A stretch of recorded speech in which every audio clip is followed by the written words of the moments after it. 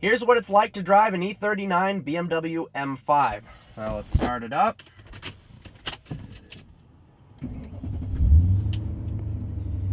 Now, right off the bat, you'll notice it's got an active tachometer. So when the engine is cold, it's got little orange LEDs that illuminate to tell you not to go over 4,500 RPMs or so. And as the engine warms up, they go away one by one until the red line is revealed when you're at operating temperature.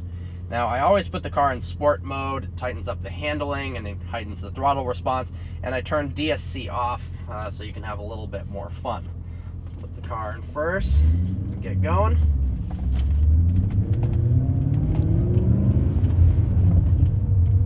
The E39 M5 is incredibly easy to drive.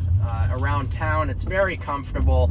It's also very hard to stall because of the low-end torque. So if you're learning to drive a manual, this is not a bad car to learn on whatsoever. Of course, it's also really powerful, so it's got that going for it. For a 2001, it's pretty isolated from the road as well. There's kind of minimal road noise, and there's no real creaks and rattles, even though it's got 131,000 miles on it. Now, some people do suffer from some rattles in the rear deck, but not on this car.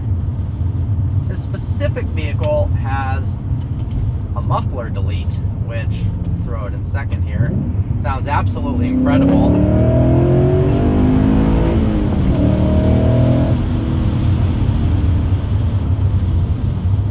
This car's quick, 4.9 liter V8, naturally aspirated, 400 horsepower, 369 pound-feet of torque. You really notice it in the lower end. Let's see, I'll put it in third gear right now. I'm only at 3,000 RPMs, but when you punch it, you've got instant power. I love that. It's not true about the E60 M5 or the E92 M3. You got to rev a lot higher to get the most out of the engine. But this, I mean, when you're in sixth gear, you can pass on the freeway without even downshifting, and I really like that about the car. It handles very, very well, especially for a sedan. It handles well for a car in general. But for something that weighs 3,900 pounds, BMW did a tremendous job with the handling characteristics and the suspension setup in this car. It's not rough at all, yet it still exhibits minimal body roll for a sedan. I love that this car is, you know, so two-faced.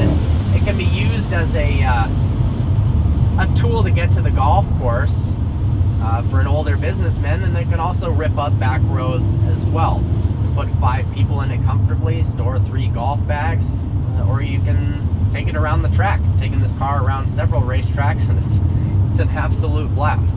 It's not quite an E46 M3 handling-wise, but I'll take that V8 exhaust note any day. Running through some turns up here, give it a little mains.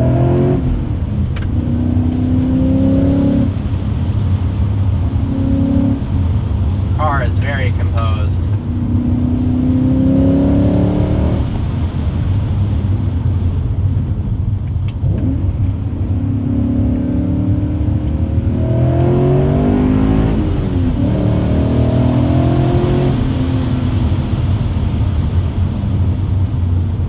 Much louder on the outside with the muffler delete than it is inside the cabin. I like to cruise often with the windows down so I can hear it a little bit more.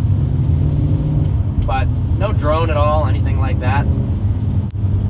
I've owned this car for 5 years now, and I think that says a lot about how great this car is. A lot of times people like to go through cars really fast, but I haven't really found the need with this. There is no real replacement for the E39 M5. I don't really think the newer generations are any more appealing to me than this 2001 is, and the fact that you can pick them up for well under 20 grand all day long is a really, really great thing. And I don't even want to mention that, really. I guess it's too late, because it's kind of a well-kept secret, honestly. Well, I hope you enjoyed this video. I love driving this car. It is just so damn fun. Let me know if you like this style of video. I can make plenty more. Look forward to seeing you next video.